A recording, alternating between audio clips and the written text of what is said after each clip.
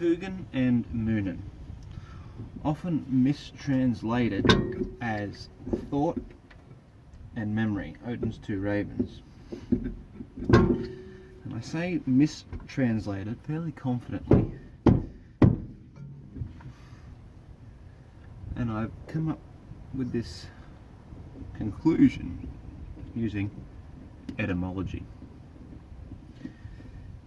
Years ago, when I was learning about the parts of the soul or the self, I was reading about things like the Hugr and the Mimir and the hammer and the Hugr.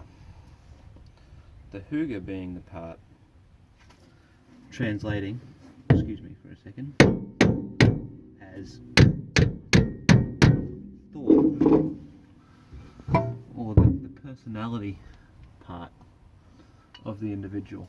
The word Hugr is very similar to the word Huginn, and the root of the words, the H-U-G, the Hugr part, is the part that means thought, and that makes sense. But when we come to Muninn, Muninn, meaning memory, is a little bit distant from Minnin, or Min, the word for memory, in Old Norse. And it is somewhat similar, Muninn, Minnin, but I think the root part of the word is in the first vowel, or the vowel sound. So to say that Muninn is memory, I think is incorrect. Because I think Mimir, Mim, is more closely related to Min, memory. And what do we know about Mimir? What is Mimir's value to Odin? It's memory. It's his long memory. It's Mimir's head that is maybe not the entire source, but a hearty supplement to Odin's long memory, which is one of his greatest strengths, in my opinion. Odin's long memory, which would leave us then with Muninn, might mean something else. And it's in realising this potential mistranslation through understanding the etymology, I have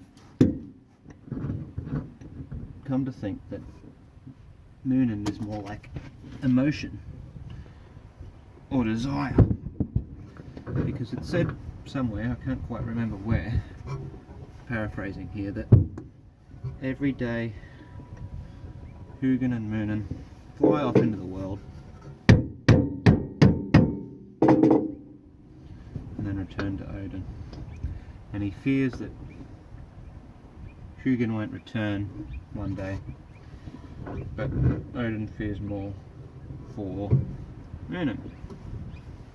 And for Odin to fear that his memory won't return, I think is illogical, because Odin knows that one of his greatest strengths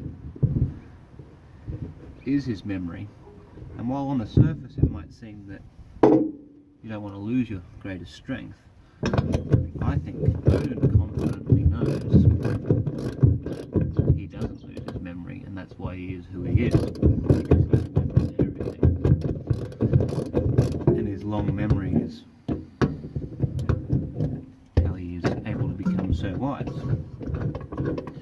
So for Odin to fear that his desire or his emotion does not return every day, to me makes a lot more sense, knowing that he's already got Mimir's Minnin in his arsenal, if you will. So having said that, in that sense, I consider Muninn, like I said, to be desire. And if you think of it like this,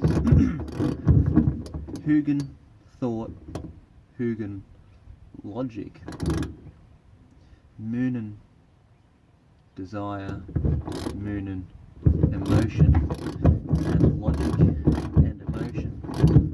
And in modern terms, this is what we could regard as left brain and right brain type of thinking. Left wing and right wing thinking. Left wing often being rooted in emotional thinking and feeling. And then right wing often being rooted in logic, each accusing each other of being too much of one or the other. Right wing is always saying that the left are too based in emotions, so that's why they are wrong about things. Left wing is saying right wingers are too insensitive, too based in logic and what for. I don't know if they actually say that. I've had someone fairly left wing tell me that my arguments are wrong because I'm being too logical and rational. So that's my anecdotal example of left wingers accusing right wingers of being too logical. I'm not a right winger, but when you're talking to a left winger, if you're not a left winger, you're a right winger. And anyway, so like I said, it's like a yin and yang, a logic and emotional dichotomy. And when I think about it like that, Odin fearing that Muninn's not going to return makes a lot more sense, because I myself have personally had experience with fearing that my emotions won't return. In my quest for wisdom, which is not over, I have tried discarding emotion and trying to be very logical about things. Only a few years ago, I was what I would now call a scientismist. I try and look at everything objectively and without emotion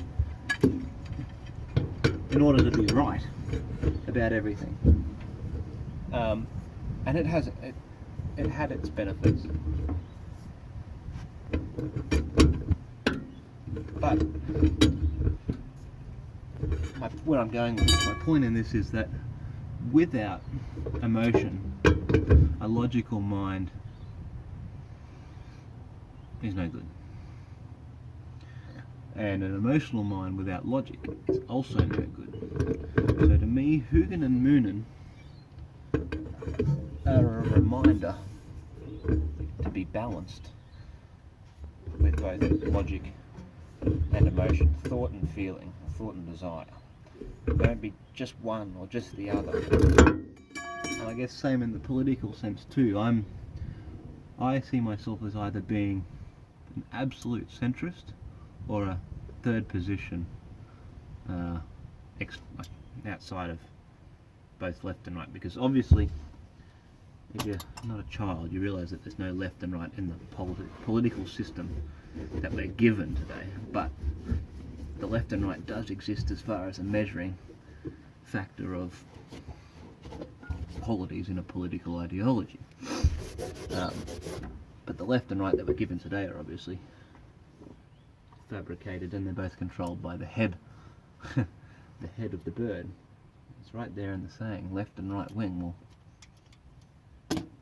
a left wing is not an animal, a right wing is not an animal, but they are controlled by a head.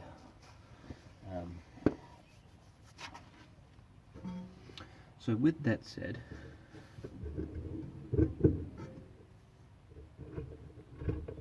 Muninn is desire, not memory.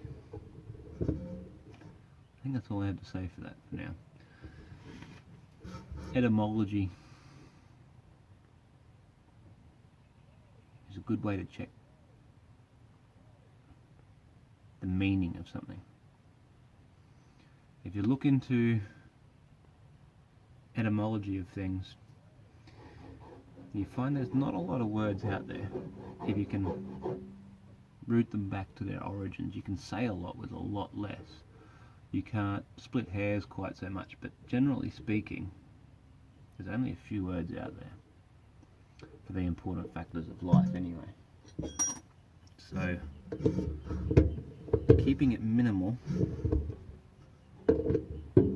or keeping it minimalised categorically speaking, when we're talking about whatever we're talking about, etymology can help us decipher what words mean. And in the world that we live in today, where people want to change the meanings of words and the definitions of words, click of a finger, I think understanding etymology is more important now than it ever was, because we need to maintain integrity with the words that we use so that we can say what we mean and make sure we mean what we say. Be careful that we don't throw words around without understanding them. I do this myself, but I try and check myself on it as often as possible. I'm by no means a scholar when it comes to the English language, but I always try to be careful not to use a word unless I really understand it. So in some sense, might sound less intelligent for not using these big words, but better to have a few tools and know how to use them than to have an entire workshop and not know what the fuck you're doing. So I'll leave it there for now.